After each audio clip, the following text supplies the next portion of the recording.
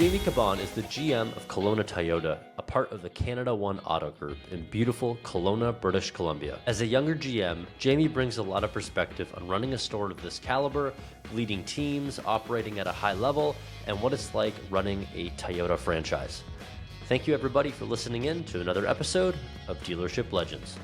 Well, Jamie, thanks for jumping on the podcast. Yeah, my pleasure. I appreciate you making the time. I know you're a very busy man with one of the best Toyota stores in Canada, so I'm really excited for this conversation. Who is Jamie? That's a loaded question. Obviously I'm the GM and managing partner at Kelowna Toyota. Been here for 9 years now coming up, which is wild. It's gone by super fast. I remember when we were first taking over the store at our old location. We were in this 18,000 square foot building on 2 acres and a lot of opportunity at the store. So when we found out that we had an opportunity to purchase it, we were very excited. And so I moved to Kelowna and started up with the store with a staff that I didn't know and started from square one and built our way up to where we are today. Incredible. And I'm not just saying this to kiss your ass, Jamie. I mean this with all honesty. Your store was like the first one that I've ever walked in 2 years ago that I actually paused and I'm like, wow, this is put together. The people, like all your team members were busy helping others or on the phone, making deals happen. It was super clean. It was super well laid out. The lounge on the left hand, everything just flows very well. So kudos to you and your team. Seriously. Yeah, we were super lucky. I was lucky enough to be very involved in the design of the new build. So we got all of the design from Toyota at first, and we took it and we kind of picked it apart, made changes. They had some basic guidelines we had to follow, but a lot of the stuff we were able to change, like putting in the raised sales tower and opening up the showroom a little bit, moving locations of a few things for better flow, and we're super happy how it turned out for sure. Awesome. So where does your journey begin into the automotive world? I mean, it begins when I was pretty young because my dad was actually a dealer. Not a lot of people know this. Some people know my dad. He's Wes Kaban. He was the president of the Grand Prairie Auto Group. And so I was able to work a lot of early jobs when I was younger with my dad in the summers. But my actual career didn't start till a little bit later. So I originally went to UBC. I started in engineering, did a couple years at engineering and realized that it wasn't for me. I ended up moving to Copenhagen. I did a year abroad at Copenhagen Business School. Came back and realized, you know what, I think I want to do commerce. So I switched over to the Sauder School of Business, got a degree in business.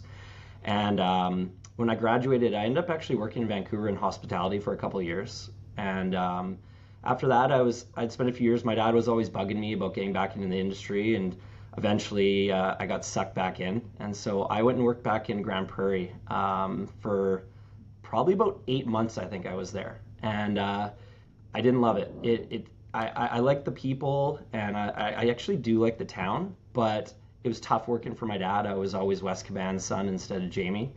So I kind of was looking around, and I ended up finding a job at Victoria Hyundai as the sales manager. So I made a move out there, working at Victoria Hyundai. And over a couple years, I kind of got really lucky. I guess a little bit of hard work and a little bit of luck, but I worked my way up to GSM after a couple years, and then a couple years after that, I worked my way up to a GM position as well. So I was there, and then a really kind of strange thing happened. I got an offer from a tech company based out of Phoenix. It was just through a friend, and they flew me down, and I made a really, really strange decision to leave the auto industry. And wow. So I worked for this tech company for almost a year. Worked all over the States. I was in Texas, I was in Chicago, I was in New York, Toronto, all over the place building their sales team. And they ended up selling. They sold the company and the product, and all of a sudden I was without a job really quick. So it was about a month after that I got a phone call from my current partner, Pat Priestner, and he said, hey, we've got this opportunity in Kelowna. It's a Toyota store. I'd love for you to come in on it with me. And I was just like, Absolutely. That sounds amazing. The serendipitous part of it was that I actually had a non-compete agreement at Victoria Hyundai.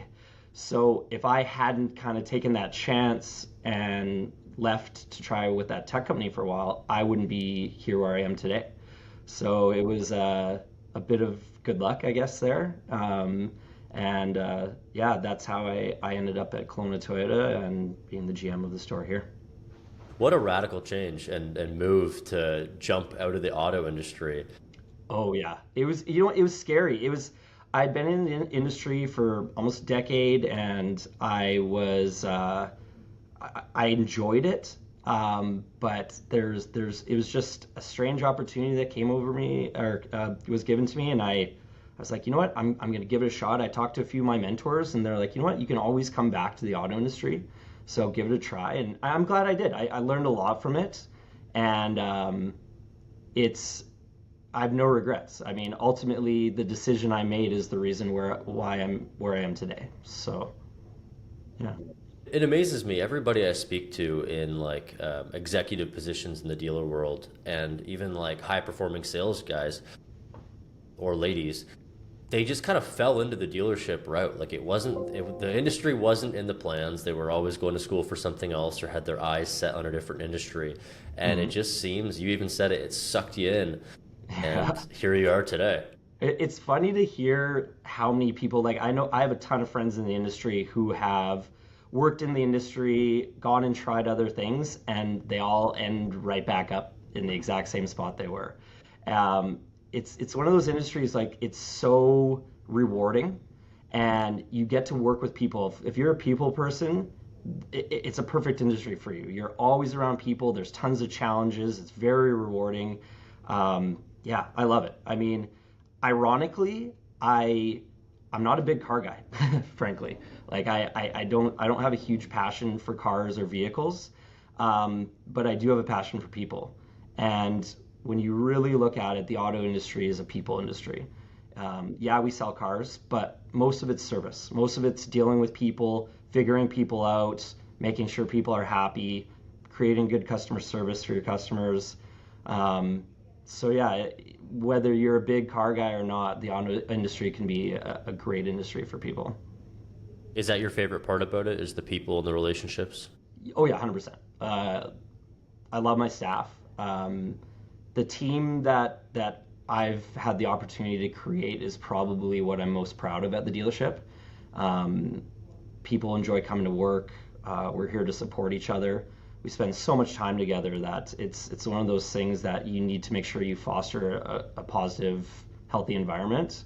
And I think that's what I enjoy most about it is building the teams and creating that environment within the business. But on the customer side too, I mean, we have some amazing customers, and there's people that come in and they're hugging our staff and they're bringing us gifts at Christmas, or they're just coming and say hi and having a coffee. Like there's times where I get paged down and I'll go down and meet someone and there'll be a customer I haven't seen for a year or 2 years and they just wanted to say hi and have a coffee with me. I'm like, that's pretty cool. Like there's not a lot of industries where you're going into a business and you're asking for someone just because you want to say hi and have a coffee with them or socialize a little bit. So that's one thing we're really lucky, especially here with Toyota, is we have such a great and loyal customer base that like we have customers that have had Toyotas for 40 years, or we have customers who have 7 Toyotas in their families. So like it actually creates this like family atmosphere between the customer and our staff. Not just because they've been coming around for so long, but they're just so familiar with everybody. Like we have staff that have been here for years and years and years that are neighbors with customers, or it's like they know each other, even though it's simply because they've been coming to the dealership to service their vehicle. That just goes to show the high level of care that you guys have inside the store. Like I think like a lot of low ticket businesses, like let's say restaurants, like breakfast joints and whatnot, those relationships are easier to build because it's a low ticket. Like the customer comes in, right? They have the coffee poured. But when you go into a dealership, you're spending tens of thousands of dollars, sometimes like, $100,000 on a new vehicle, and you're financing things or leasing and you're making payments. And sometimes for customers that could feel like a a debt to them, right? But for them to actually come back to you and bring gifts and want to see you after that experience, that's a whole nother level.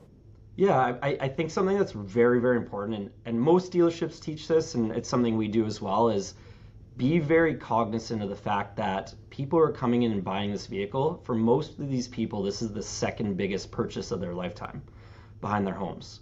So it's a big deal. And as long as you're cognizant of the fact that it is a massive deal, this purchase that you're making, and you can show that you value and respect that, I think it comes across to the customer that you do care. Um, and it really, that's what most people want to feel. They want to feel that you care. They want to feel that you actually are looking out for them. You're not just trying to sell them a vehicle. I think that's one of the reasons Toyota tries to avoid the words salespeople, and they talk about being product advisors, because the whole point is that we want to help people find a vehicle and not just sell them the vehicle. The big difference there. For sure. How do you reinforce and build culture inside your dealership and also protect it? Because these are hiring a lot of people, a big team. I'm sure you see a lot of, let's say, cancer with inside the store that you have to cut out Mm-hmm. ASAP. I mean, it starts at hiring. Hiring is massive. A lot of times, what we find when we're hiring, it's not necessarily credentials. It's not what past history they might have. A lot of it comes down to the attitude of the person, their outlook on life. Are they positive? Um, a lot of stuff can be trained. You can train process. It's very, very difficult to train attitude. So obviously we are the gatekeepers of who's going to be working at this dealership. So in order to keep a culture, you need to hire the right people. That's the most important thing. When it comes to building culture, obviously that takes some time. When we first took over the dealership, there was a lot of things that we wanted to change, but we wanted to change them without upsetting staff. So the way I look at it, and I think a lot of people in sales struggle with this a little bit, is everybody's looking at it as a sprint. It's like, okay, we have our sales target this month, we have our sales target next month, we have 16 KPIs we have to hit, but the reality is it's a marathon. And a dealership to turn around is a slow moving ship. So you got to take it month by month, and you need to foster the right attitudes within the dealership, and you need to spend the time with the right people and make sure you're training constantly. Um, and I think something that's missed a lot is there's a ton of training on process and product and different things like that, but there's not enough training on leadership and mindset and attitude. So on the Saturday mornings, for example, when I do our Saturday morning sales meeting, I don't talk a lot about how many cars we're going to sell that day. I don't talk about how many appointments we made, what processes we've been following. Most of my talks are about attitude and gratitude, and how lucky are we to be in Kelowna? How lucky are we to work for such a great product, selling Toyotas? We live in an amazing country, and you kind of go on from that. And a lot of times I'll ask people, like, I'll go around the room with one thing that you're grateful about today. And so we really focus on the mindset. And what we find is at the end of a sales meeting like that, everyone's kind of pumped up. They're feeling happy. They go down and they're feeling good. And when they're in that mindset, they're going to go sell more vehicles because they're going to do a better job with their customers.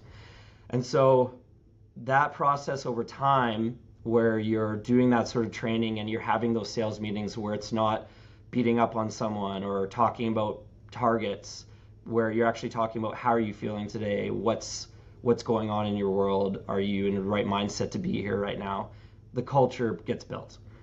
And so something that I talk about a lot within the dealership is if you're not in the right mindset right now to be selling a car, you need to fix that. Whether that means going and take a walk on the lot, going for a drive, listening to music, whatever it may be, get yourself in the right mindset.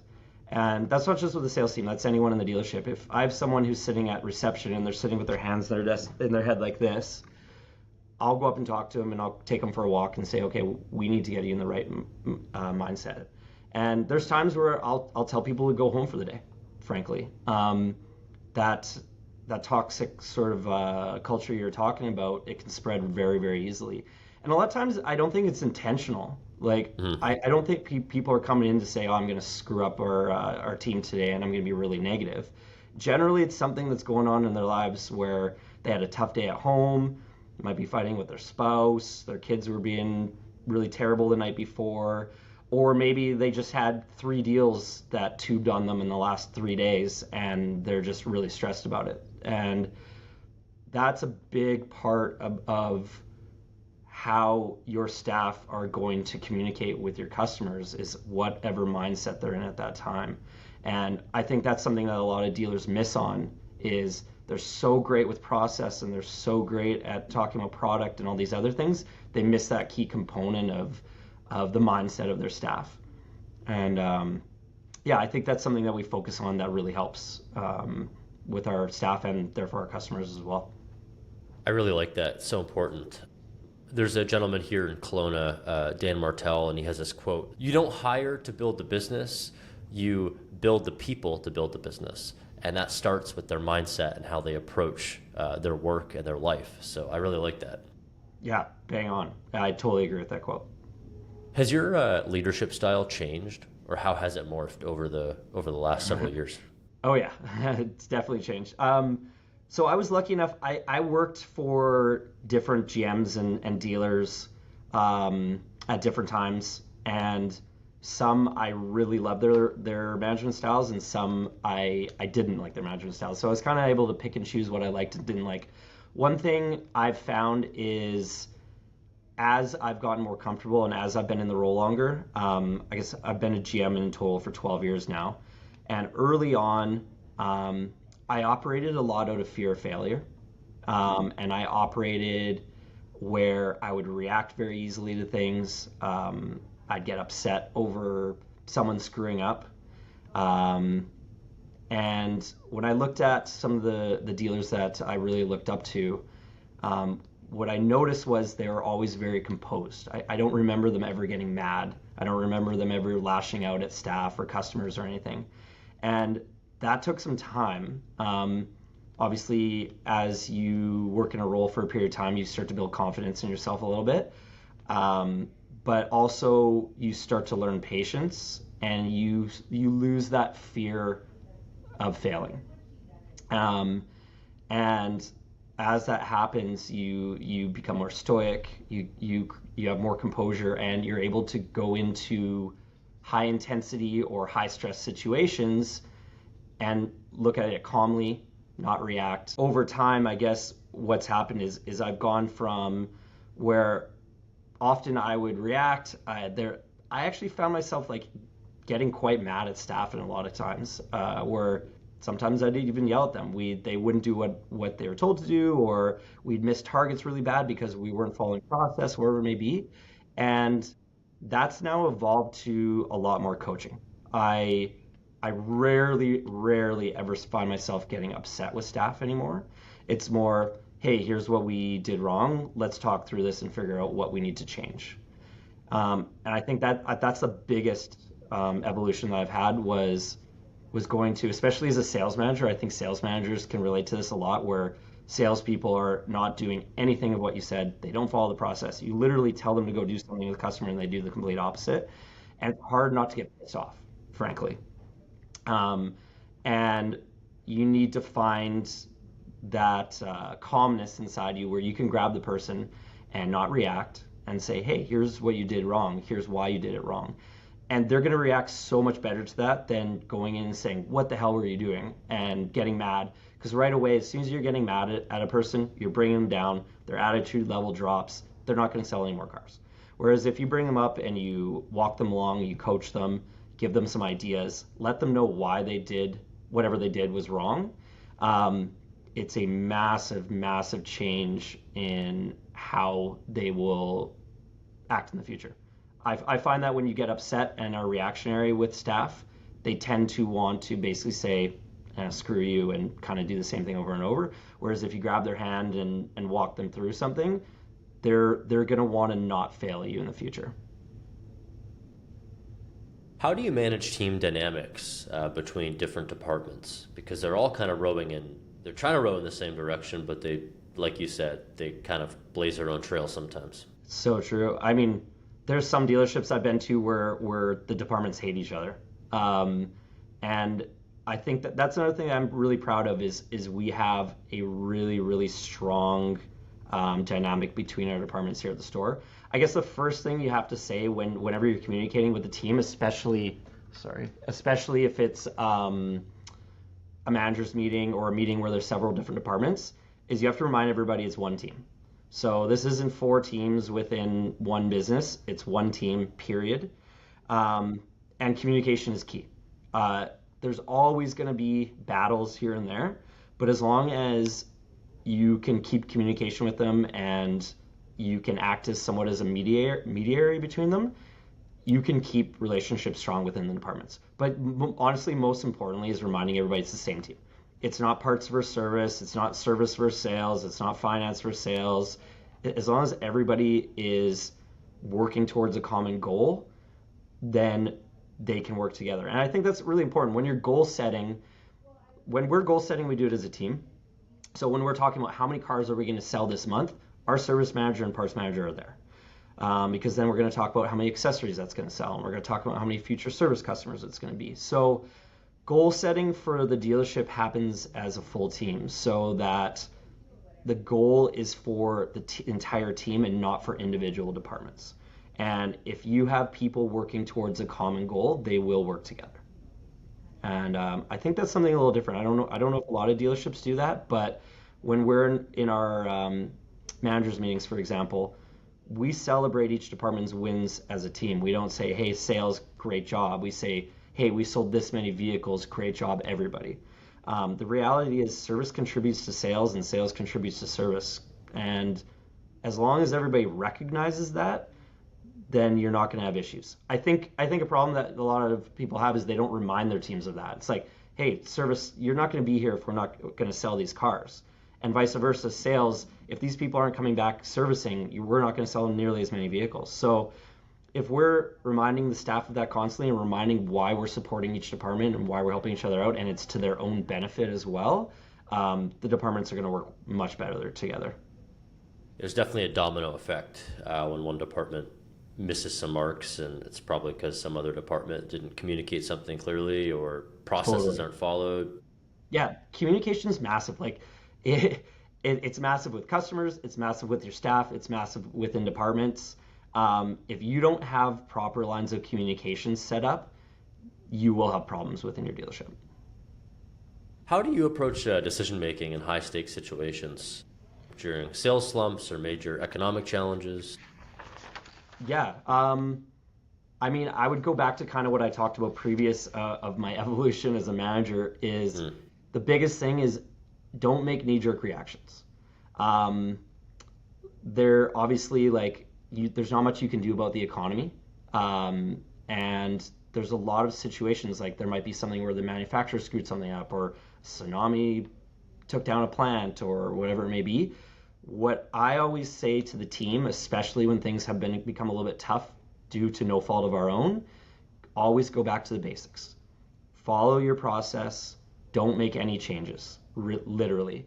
Um, even when it comes to expenses, it's obviously like when things get tougher, you have to keep an eye on expenses and make sure you're not spending too much when grosses are dropping. But a big mistake a lot of people do is they'll cut their expenses first right away, and then all of a sudden they'll see the grosses drop. And so there is obviously a balance behind it, but the biggest thing I always would say is don't make any sudden quick decisions. Again, remember it's a marathon, not a sprint. And if you are going to make changes, make sure they're calculated, make sure you've made the decision with your team, and don't make quick sudden changes that are going to create reactions amongst the team and create issues. Especially when it's a non-controllable. I mean, non-controllables, you can control what's happening in the dealership, obviously, but when there's economic changes, you have to be careful. Yeah, you can cut spending, but how much is that spending going to affect your gross production? Like some of the best dealers I know, when things get tough, you'll see all the dealers cutting their marketing or cutting spend in certain areas, and the best dealers I know, they'll pump it up.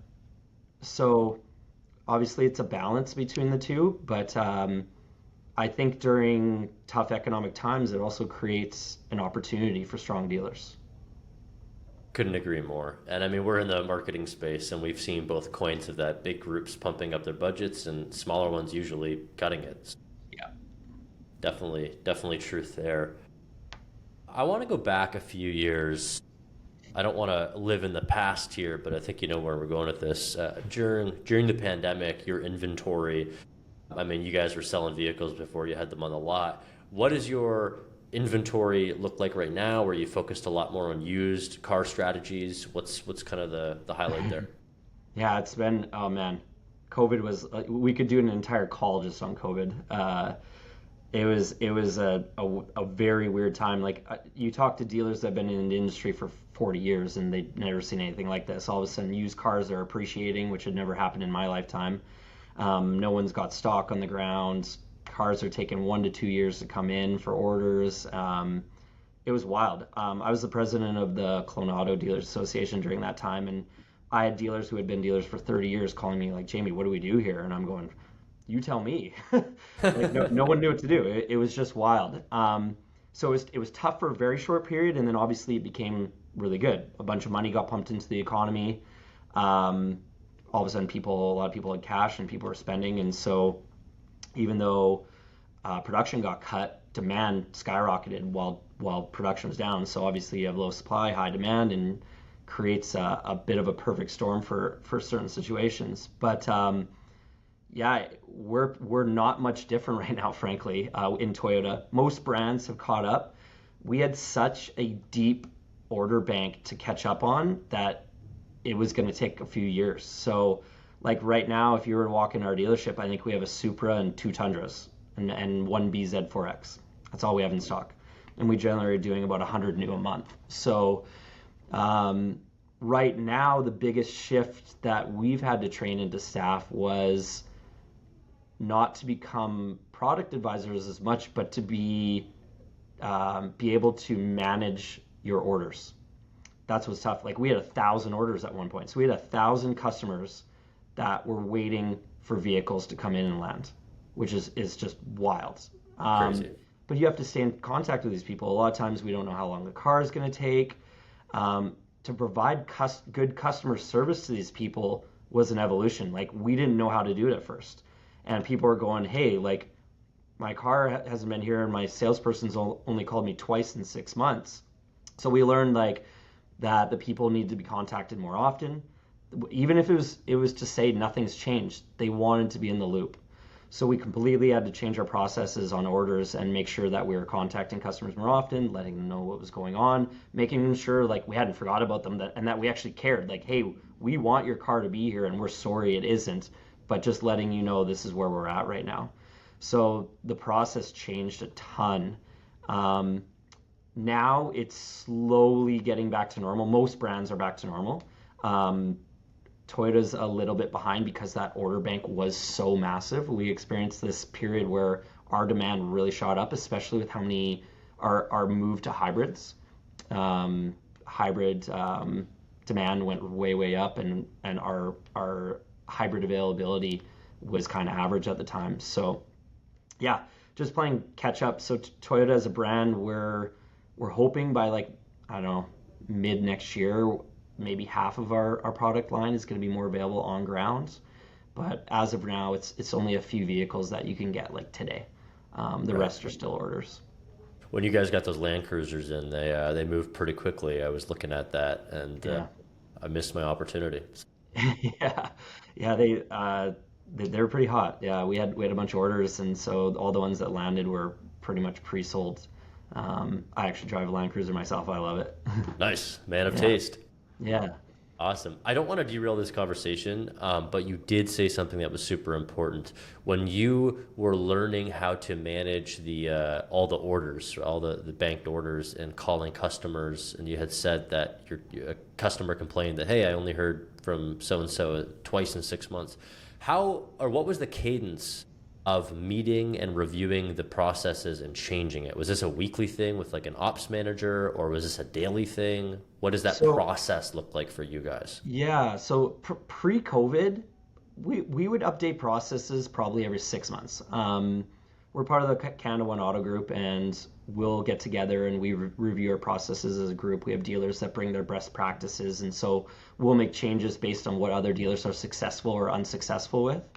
As soon as COVID hit, it happened a lot more often. All of a sudden, we're having to look at things every month or two. So as the processes changed, specifically for orders, I would say it was every couple months that we're looking at it and going, okay, this still isn't working.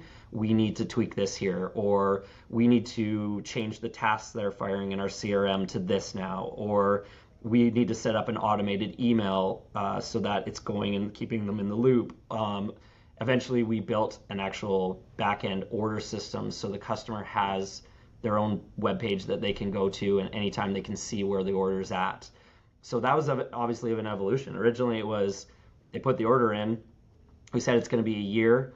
We'll update you every couple months, sort of thing, or call us anytime if you want an update. And that wasn't nearly good enough. We totally failed on that because we had customers calling in saying, "Hey, it's been 8 months. I've got no updates. I'm really pissed off." So we updated that to every month. And then we found that those calls weren't happening. The salespeople, because they had 100 orders, they weren't making those 100 calls to all those orders every month. So then we had it fired into our CRM as a task, and managers had to confirm the task to make sure it was getting done. So yeah, like each time we had to improve it because we basically failed at it. We realized it wasn't working. We were still getting pissed off customers, and so we had to update what we were doing so that it was matching the customer service expectation that our customers wanted. How do you calculate the dollar value and return on building your own order system and software for your customers?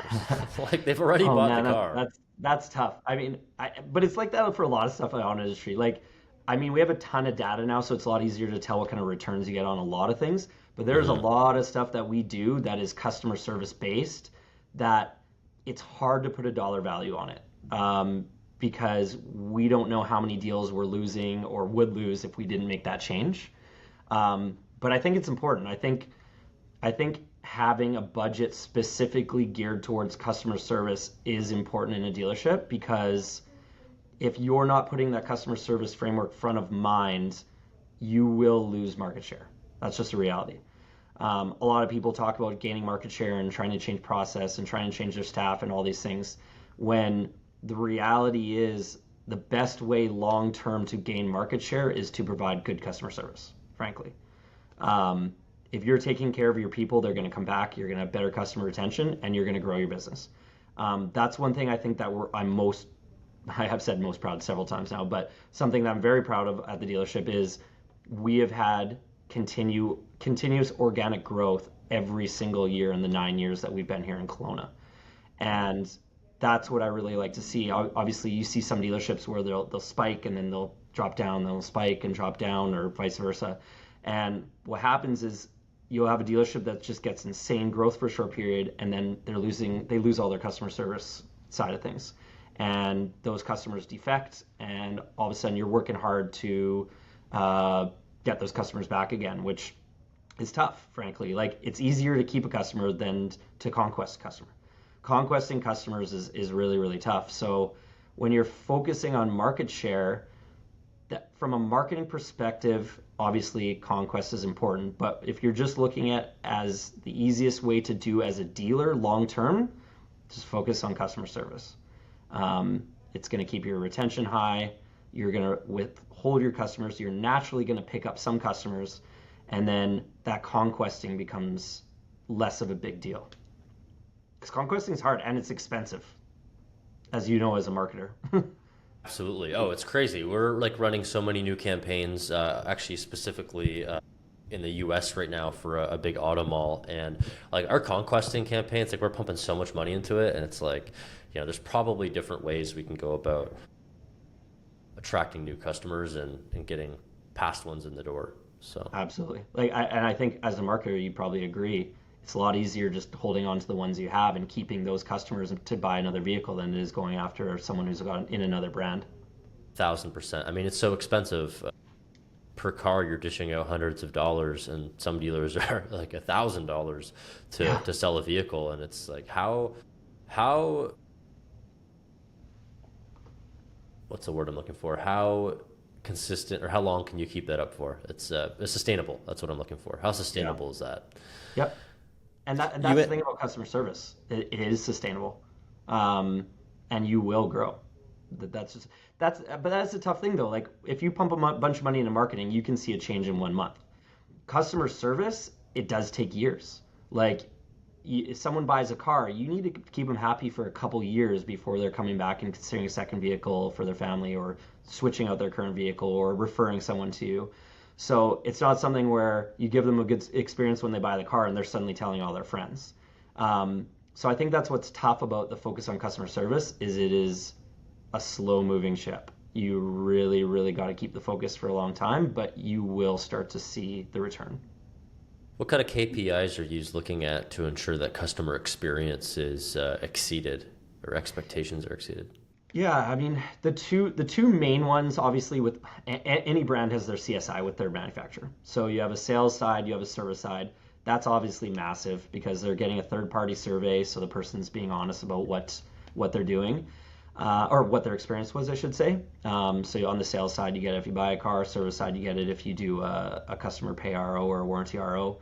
Um, that's a big part, but for us, it's the follow up. So anytime anyone is in the service department, they get multiple follow-ups, not just from the staff that they dealt with, but from their managers as well. So if any RO, it gets an automatic follow-up from our service manager saying, "Hey, just want to touch base, see how your experience went, want to make sure you're happy with everything. Please reach out and let me know if there are any problems."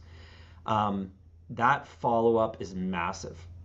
And we do multiple touch points on that follow-up. So when someone buys a car before they leave the dealership, either myself or a sales manager is going to go up to that customer and say, "Hey, I just want to make sure you're completely satisfied with your purchase, that you're totally happy. Is there anything we can improve on?" And ask that question right then and there.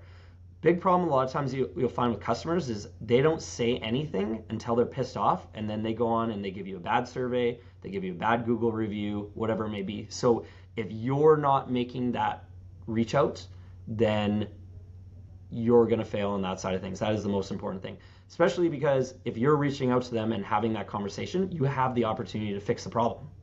So, and yeah, you may have screwed up because staff are going to screw up sometimes, but if you can fix that issue before they're walking out the door, you can turn that unhappy customer into a happy customer. And that's the reality with customer service. People that are trying to say, "Oh, I want 100% of my customers to be happy," it's never going to happen. You're always going to have your 10 percenters. You're going to have your people that no matter what you do are going to be pissed off about something. There's still ways to address that. Like sometimes it's just a matter of someone didn't feel special in their car purchase. And I've gone down and said, "Hey, thanks so much for the purchase. I hope you're totally happy." And they're like, "You know what? Thank you. It's great to see a GM like actually say they appreciated my business because I'm not sure I really felt that way until now." And so a lot of times it's little things too. That's the funny part. The people that get most angry a lot of times are over the tiniest things. And you can fix it so easily just by asking the question. And the toughest part is, I think, keeping consistency with it and making sure that the staff and the managers are asking that question. They are reaching out and making sure that that customer had a good experience in the sales or service department. So it's huge. You said like some customers, the angry ones don't say they're angry until, they'll blow up. We were doing an audit one time. I think this just reinforces the importance of what you said.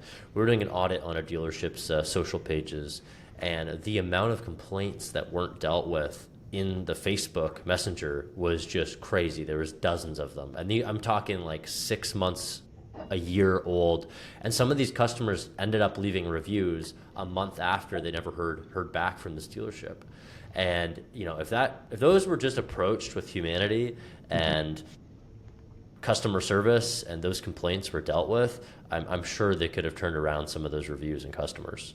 Well, and it's harder to turn them around at that point. That's the toughest thing. Like, I'll get a Google review where they'll say, I don't know, I felt I was overcharged on something. And so I'll respond to the review. I maybe can't find their name in the system, so I can't reach out to them directly and say, "Hey, sincerely sorry this happened. I'm the GM. Here's my personal information. Reach out to me. I'll fix this for you." And they won't reach out because they're already pissed off. They're like, "You know what? I don't care. Screw them. I'm not coming back to that dealership again." And so we've lost our opportunity. And that's the tough part is like 90% of the negative Google reviews or negative surveys we get, we can fix. But the customer won't always give us the opportunity. So we need to bring that opportunity out while the customer is in-house or while we're still communicating with them. Because once they have it in their mind that we're bad or we've done something bad or we don't care about them, you can say whatever you want. They're not going to come back. They're defected. And now you've lost a customer. And that is the toughest thing. Losing those customers, I mean, that's how you lose market share. Like there's the flip side of good customer service. Bad customer service, you're going to lose people. They're not going to come back. And all of a sudden you're spending a ton of money on conquesting and your customer base is going down just because you didn't provide good service. My next question, I think we already answered it with all of this customer service talk, but if you have anything to add, let me know. How do you ensure customer satisfaction while also meeting sales targets? Like, what's your approach to balancing those two? Yes, I mean, it is a balance a bit, but again, it goes back to talking about it being a marathon, not a sprint. Obviously, you need to hit monthly sales targets. Like I don't disagree with that. Like we do focus on that every month. We have tons of KPIs that we have to hit that we need to focus on. But when it comes to customer service side of things, if you are providing good customer service, hypothetically, you will hit your sales targets. That's my philosophy behind it. You shouldn't have to sacrifice one for the other. Where it becomes tough sometimes is if you're short-staffed. If you're short-staffed, that can be a killer because sales or service. Say you don't have enough salespeople or a salesperson's away, person who bought the car, their car lands, their salesperson isn't here. All of a sudden they have someone they don't know delivering them the car. They have a bunch of questions. They brought something up that was talked about when they bought the car and it's missing in the delivery. When you're short-staffed, that can really, really kill you because you're still trying to hit those targets and get those vehicles delivered out, but all of a sudden you're not providing the same service. And the same thing goes on the service side, whether it's text, let's say you're short with text and all of a sudden you're booking 3 weeks out and customers are upset about that, or you're short-staffed advisors and customers are showing up and there's a lineup at the desk for them to talk to an advisor or appointment coordinator. That's when it becomes really, really difficult, and that's where obviously staffing is such an important thing, making sure you have enough people, even if someone's on vacation or sick or whatever it may be. But yeah, long-winded answer. I think customer service does need to take priority without losing sight of those short-term targets, because if you're not hitting those short-term targets, manufacturer's not going to be happy. And you could get less cars or whatever it may be. There'll be consequences to it to not hitting those targets. Right. Going back a little bit to like your inventory levels and maybe a used car strategy, I talked about that a little bit. Are you guys buying a lot out of service bays, or are you guys promoting a lot of we buy messaging? Where's your approach to that? It's a mix. Obviously, the best vehicle we can get in is a trade because it's going to be a Toyota. Generally, it might be little bit newer. It's going to be a lot easier for us to sell. So trade-ins are king. But we do a ton of buy-ins now. So we do buy-ins through the service department. We advertise, we'll buy your car. The hard thing is everyone's doing it now. It's not like we're a differentiator by saying, hey, we're going to buy your car and we're marketing that. It's more about, I guess, how you market it.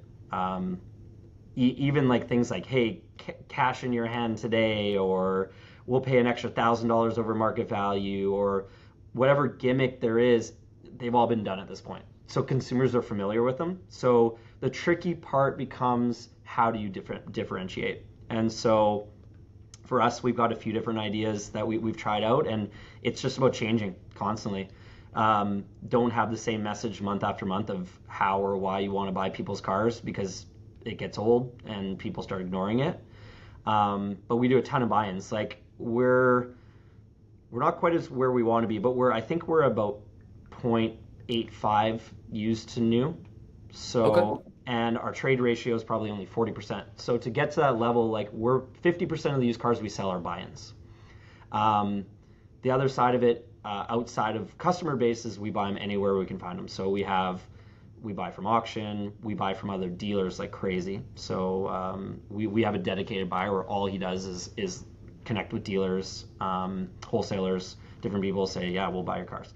And we'd love to buy a lot more Toyotas, but the reality is it's hard to buy a used Toyota. They're expensive. They go for too much at the auction. So we have to branch out. And so we have a lot of off-make stuff. We just make sure we recondition it properly, we merchandise it properly, we price it properly, and as a general rule, if those three things are happening, they're going to sell. Right. With the changing landscape with tech and online sales and talk about going direct to consumer eventually, whether that happens or not in the next decade, what's Kelowna Toyota doing to approach that? Like, how are you adapting to tech? So, yeah, I mean, the industry's always changing. It always has, but it's changing faster and faster. It's exponentially changing. And I think that a lot of people came to that realization, especially during COVID and then after COVID. Like the industry just flip-flopped completely. And because it's changing so fast, data is so important. And watching the numbers, because if you have the data, it's easy to point out where the opportunities are. It's easy to point out where the challenges are. AI is used for that as well. AI can pinpoint and say, "Hey, this is an opportunity for you based on the data that it's being analyzed. This is the opportunity." And I think I see that's where it's going to go. Is a lot of the analysis of the data is going to turn to AI. I think you'll always need a people component. I don't think that's ever going to go away because, like I said, we're a people business, so that's never going to change. But the way that we collect and analyze the data, I think, is going to change.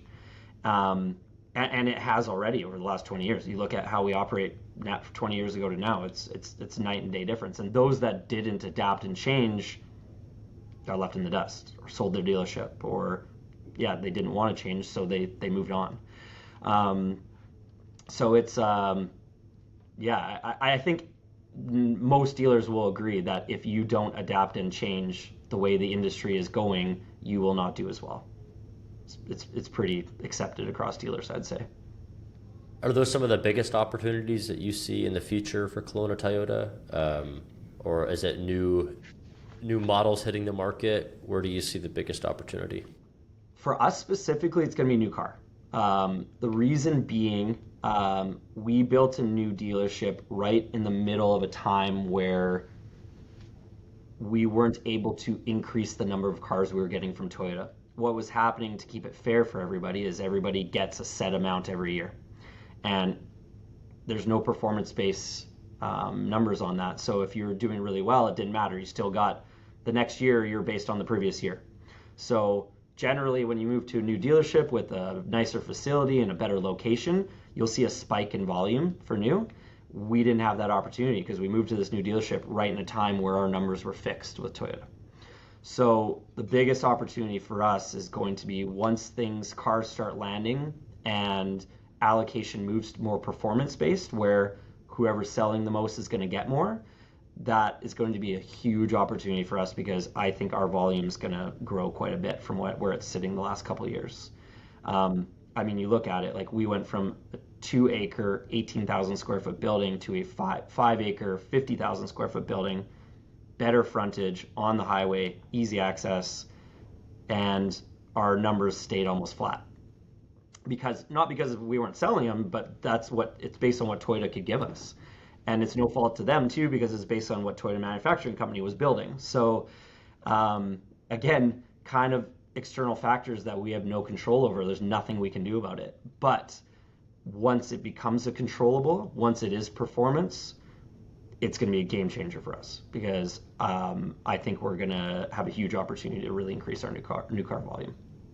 How much did that stress you out, not having control over that and the numbers being flat and like Yeah, it was quadrupled your size? well, I mean, that's one of those things, though. I said it earlier. If you're stressing over non-controllables, you're going to go crazy. Like, if the economy's down, there's no point in stressing about the economy being down. Work on your controllables. So we worked on buying used cars. Like, we knew we weren't going to get a ton of new, so we bought more used. And we've shifted our focus more to used, and we've shifted our focus to making sure we're providing good customer service on our orders still. And so yeah, you just shift focus to your controllables, and if you dwell on your non-controllables, you'll go crazy. I think that's one of the coolest parts about the whole auto industry itself is no matter what the economy is doing, one of our past guests, he said it's just a teeter-totter. It's new, used, service bay, economy goes up, down, it doesn't really matter. Yep. Even with the manufacturers, like one year one brand's up, the next year they tank. Something might happen, like even with Toyota, like they were a really strong growing brand. Then all of a sudden in 2007, 2008, you had the tsunami, you had the financial market collapse, you had all these things happen all at once, and there was a market share drop with the brand. So not to say I'm thinking that's going to particularly happen, but generally it is a little cyclical even with the brands. You have different product cadences happening. So certain brand will have a brand new vehicle and a segment come out, whereas the other one's 5 years old. So you're going to have a drop in sales there. I think the biggest thing is always just focusing on the controllables, and the don't focus on anything that's happening in the economy or with the manufacturer, and just literally make the shifts internally. And you can keep a very productive, successful dealership going through the highs and lows, for sure. What's your, I want to get to back to you a little bit. What's your end goal with this? Are you wanting to run more stores? Can you talk a little bit about that? Yeah, I mean, obviously, anyone who's motivated wants to continue to grow. I'm part of a big group, and I think there'll be more opportunities in the future with us. We've gone from 20 stores to 40 stores in like a 3-year period, which is a pretty wild growth period. But a lot of it was in Ontario, and I think I've kind of doomed myself a little bit because I moved to Kelowna, and I don't think I ever want to leave. And so, I mean, I love Kelowna. I love the people here. I love obviously the weather and the landscape. It's a beautiful city. So in a perfect world, this is where I'd love to stay. What that does though is it obviously restricts options. So if I was to get another opportunity with a store, it'd probably have to be somewhere somewhat close by. Obviously, they're not going to give me a store in Edmonton while I'm living in Kelowna. So in a perfect world, yeah, I'd hope to see that maybe our group could grow somewhere in the Okanagan and have an opportunity for another store, and maybe move to a position where I can bring some of my staff up to more of a GM position where I can take an overseeing role, something along those lines. I think that would be my long-term goal, is overseeing a few stores. Yeah. It's so funny when you say you doomed yourself a little bit moving to Kelowna. It is literally the most beautiful place, and I feel the exact same way. Other Yeah. opportunities have came, but it's like, I don't want to move to the US right now. I love Kelowna. Like it's 100%. Like yeah. I got a call at one point and they said, "Hey, would you consider moving to Edmonton? It's a bigger store, bigger opportunity." And I was just like, "Oh man, it's tough to balance the decision based on lifestyle and money. That's a really tough decision sometimes, especially when you're younger. Like obviously, as a younger dealer, money can be a bigger focus. You want to grow your wealth so that you can have future opportunities later, and then maybe be where you want at that time. But at the same time, do you want to sacrifice lifestyle for it? Not to say Edmonton is a terrible, terrible place. Like I love the people in Edmonton, but let's be honest. If you're putting Kelowna and Edmonton beside each other, I think most people would choose to live in Kelowna, just based on the weather and the landscape and the lake and everything being here. So it's yeah, that's always like a push and pull thing in my head. A tough decision to make is, do you take the bigger opportunity, or do you choose to stay and stick with the lifestyle that you're used to? And I think that lifestyle and enjoyment of Kelowna for everybody creeps into the business and culture. Like when I moved here, and I've been so many other places, and I'm like, the first thing I noticed about Kelowna was how happy and upbeat most people are here. And I think just the weather, the landscape, geography, it contributes to it so much. Totally. I like, even it creeps into business life too. So something that's really, really cool here that I've never experienced any city I've ever lived in. So we have the Kelowna Auto Dealers Association. So all the new car dealers are in this association. We meet 3 or 4 times a year. We talk about challenges. We talk about the city. Sometimes we have like someone like we have the mayor come and we talk to him about issues we have with city council, or we've had like chief of police come and we talk to him about vandalism and theft. And but one thing that we have is it's a very tight knit group. We all get along and we all make decisions on opening, closing, and hours. And there's gonna be a lot of dealers that hate me when I say this, but in Kelowna, every single dealership is closed every Sunday. Every single dealership is closed every single stat holiday, and no dealership is allowed to be open past a certain hour. So we have restricted hours. So there's no 9 to 9 shifts at our dealerships. Most of the time, dealerships are closed by 6 p.m.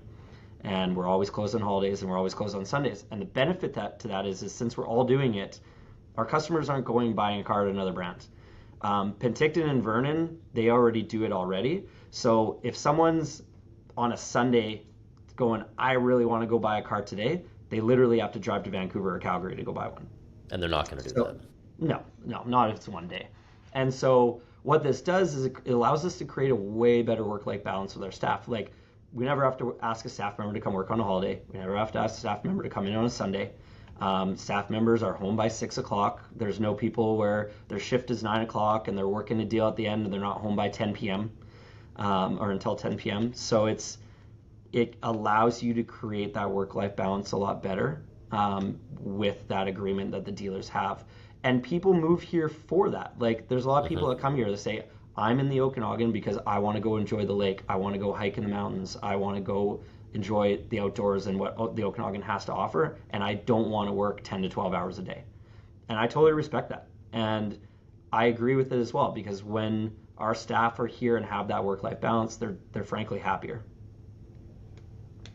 Yeah, when I moved here, I was like, it's 3 o'clock. Why is rush hour starting on Friday? This is crazy. It's because everybody's checking out of work and going to enjoy the lake. Yeah, so true. So true. What advice do you have for maybe younger individuals looking to maybe operate their own store one day, or sales, get into the auto space? What advice is there? Something that I wish I had been told earlier was, don't be afraid to screw up. Don't be afraid to fail. I was so focused on fear of what other dealers would think of me, that I would fail, that I wasn't as successful as my peers, that it got into my head so heavily that it stressed me out and affected how I was managing the store. So I was stressed out, so I wasn't as good with my staff. I was going to them and panicking over missed targets or KPIs.